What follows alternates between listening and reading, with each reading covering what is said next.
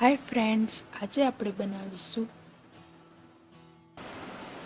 ચણા, પૂરી અને હલવો. ચણાને મેં આખી રાત પલાળી રાખ્યા હતા. હવે તેમાં પાણી રેડીશું. તેમાં 1 ચમચી મીઠું નાખીશું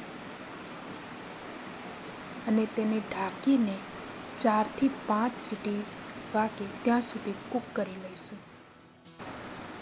કુકર ઠંડુ થાય ત્યારબાદ આપણા ચણા કૂક થઈ ગયા છે.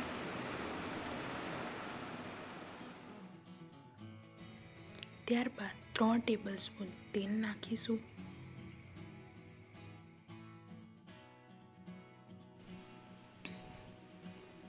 એક ચમચી જીરું નાખીશું. ઝીણું કટ કરેલું આદું નાખીશું.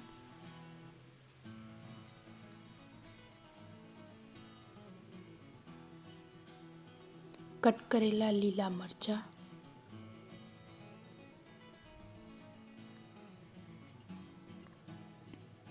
1 ચમચી લાલ મરચું પાવડર, 1 ચમચી કાશ્મીરી પાવડર, 1 ચમચી ધાણા જીરું પાવડર, 1 ચમચી મીઠું અને 1 ચમચી હળદર નાખીશું.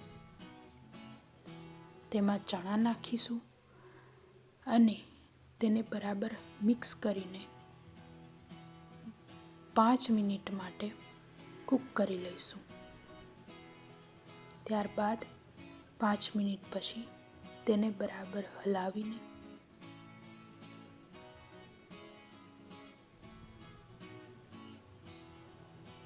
ચણા તૈયાર થઈ ગયા છે. ત્યારબાદ પૂરી બનાવવા ઘઉંનો લોટ લઈશું. તેમાં 1 ચમચી મીઠું નાખીશું. 2 ચમચી જેટલું તેલ નાખીશું.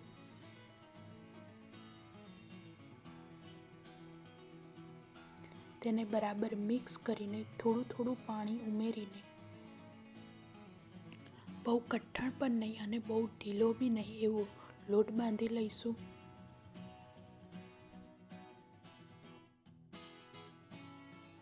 તેમાં નાના લુવા કરીને થોડું તેલ ચોપડીને પૂરીનો શેપ આપી દઈશું. હાઈ ટુ મીડિયમ ફ્લેમ પર તેને તળી લઈશું અને વચ્ચેથી થોડું પ્રેસ કરીશું તો પૂરી ફૂલશે. તેવી રીતે આપણે પૂરી બનાવી લઈશું.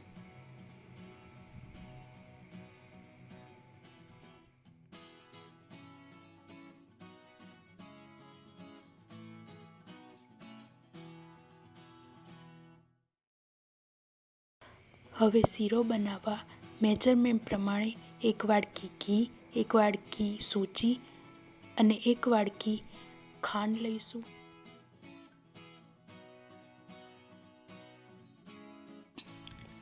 અડધી વાડકી ઘી લઈશું અને થોડું ઘી રહેવા દઈશું. છેલ્લે નાખીશું.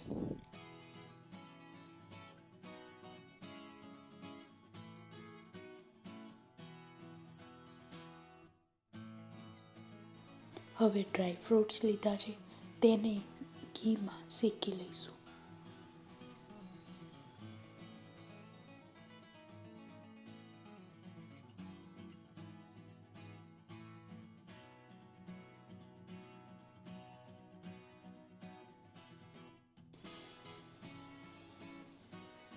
એક વાટકી સૂજી નાખીશું. સૂજીને સ્લો ફ્લેમ પર 5 મિનિટ થવા દઈશું. તેનો દાણો ફૂલી જાય ત્યાં સુધી તેને થવા દઈશું. તેને સતત હલાવતા રહેવું.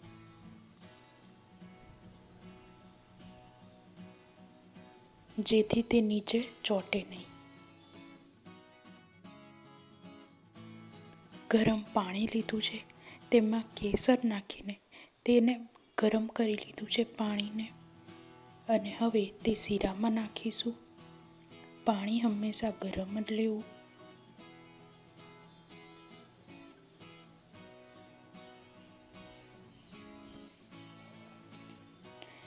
એક વાડકી ખાંડ નાખી છે.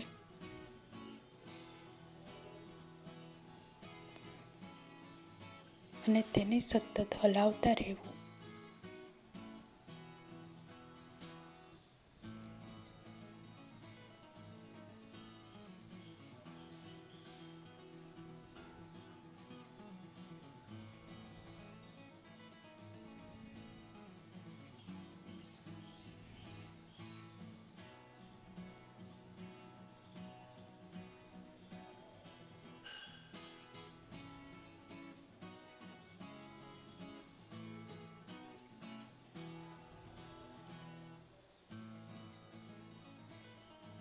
હવે શેકેલા ડ્રાયફ્રૂટ્સ નાખ્યા છે.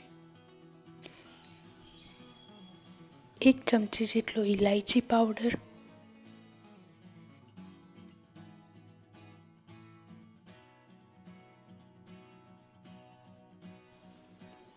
તેને સતત હલાવતા રહેવું. હવે જે વધેલું ઘી હતું તે બધું ઘી નાખી દો. તેનાથી શીરામાં શાઈન આવશે.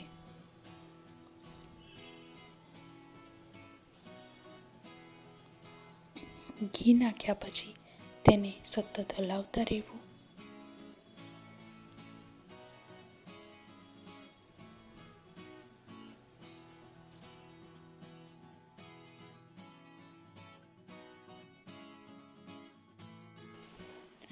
શીરો થઈ ગયો છે. માતાના નોરતામાં કે વ્રતમાં અને કન્યા પૂજનમાં આપણે પૂરી, ચણા અને હલવો બનાવતા હોઈએ છીએ. જો તમને મારી આજની રેસીપી ગમી હોય તો લાઈક, શેર અને સબસ્ક્રાઈબ જરૂર કરજો.